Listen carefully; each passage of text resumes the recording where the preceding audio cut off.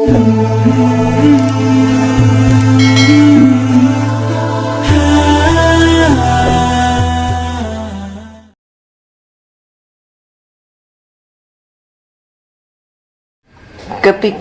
saya mengkaji atau mempelajari Islamologi,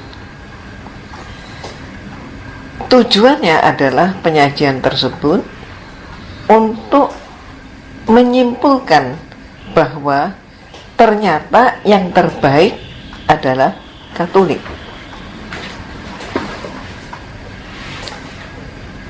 Maka Islamologi adalah dalam bentuk perbandingan agama. Ketika kemudian terjadi dialog antara saya dengan dosen saya, terutama berawal dari masalah ketuhanan, Tuhan yang Esa, yang satu, yang tauhid, dengan yang trinitas. Maka kemudian ketika tidak tercapai suatu kesamaan pendapat, dan saya mengusulkan kepada dosen saya untuk diizinkan mempelajari Islam dari sumbernya sendiri, karena saya ingin tahu apa yang dikatakan Islam tentang konsep Tuhan. Bagaimana Allah Subhanahu wa ta'ala menyatakan tentang dirinya. Maka di luar dugaan saya, pengajuan saya, usulan saya diterima, bahkan saya ditugaskan untuk mempelajari Al-Quran. Tapi pesannya adalah cari kelemahan Islam dalam Al-Quran. Maka saya pun bergegas ke perpustakaan seperti pernah saya ceritakan.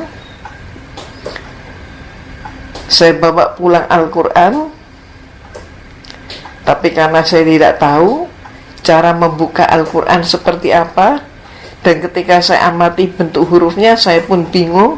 Saya kembalikan Al-Quran itu, dan kemudian besoknya saya mencari kitab suci Al-Quran yang ada terjemahnya, dan ketemu. Saya bawa pulang ke biara, dan malam harinya mulailah saya membaca, dan cara baca saya pun ternyata terbalik, bukan dari depan ke belakang, tapi dari belakang ke depan. Dan ayat-ayat yang terletak di belakang, yang ketika saat itu dengan acak saya membuka, maka berjumpalah saya dengan surat Al-Ikhlas. Ternyata inilah jawaban Allah. Surat Al-Ikhlas. Qul huwallahu ahad, Allahu samad, lam yalid wa lam yulad wa lam yakul lahu kufuwan ahad. Tentu saat itu saya masih belum mampu mengucapkan dengan baik. Saat itu saya hanya mampu membaca dari terjemah. Baru membaca terjemahnya pun, saat itu saya sudah terkejut dan menyatakan ini yang benar, ini yang mutlak benar bagi saya, bahwa Allahu ahad, Allah itu cuma satu. Ya, betul. Allah itu yang maha pemurah, maha pengasih, maha penyayang, maha pengampun, dan seterusnya. Nggak mungkin kalau dua. Pencipta itu satu. Kalau ada dua, berarti itu ciptaan. Ada tiga dan seterusnya, itu pasti ciptaan. Bahwa Allah itu tempat bergantung semua makhluk. Benar sekali.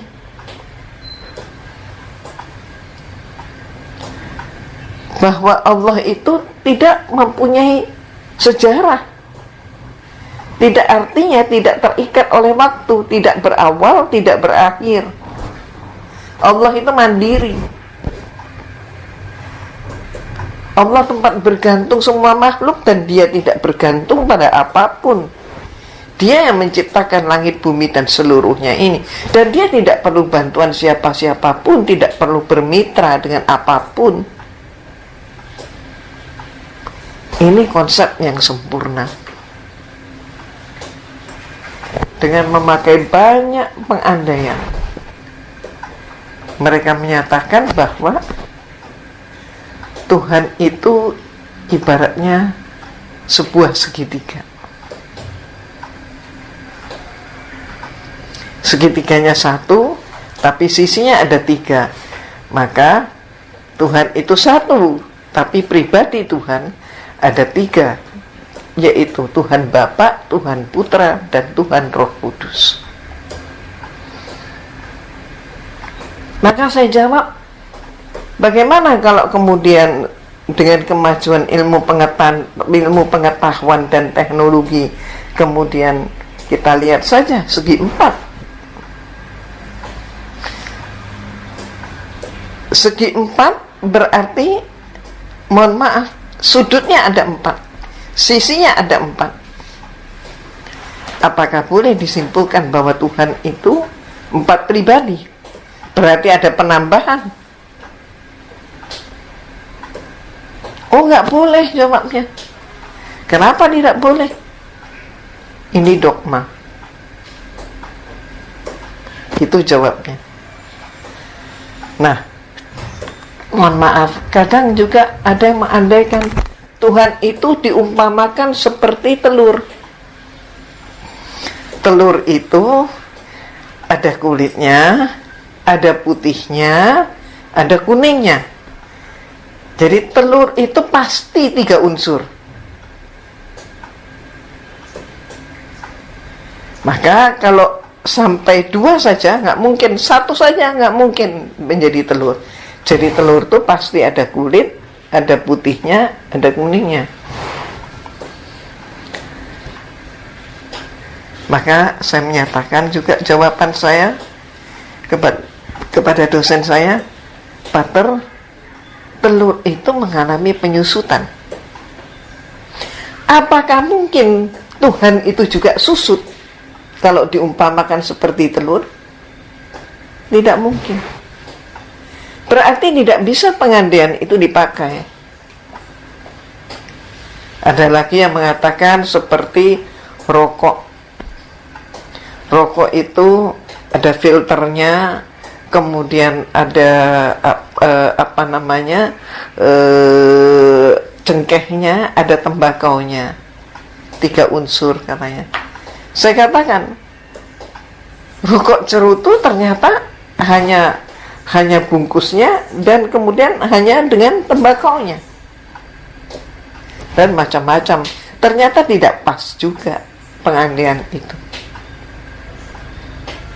Maka semakinlah saya kokoh dengan pendapat saya bahwa Al-Quran adalah kalam Allah, dan Al-Quran sudah menjawab pertanyaan bahwa ternyata Allah itu ahad, yang menyatakan adalah Allah subhanahu wa ta'ala.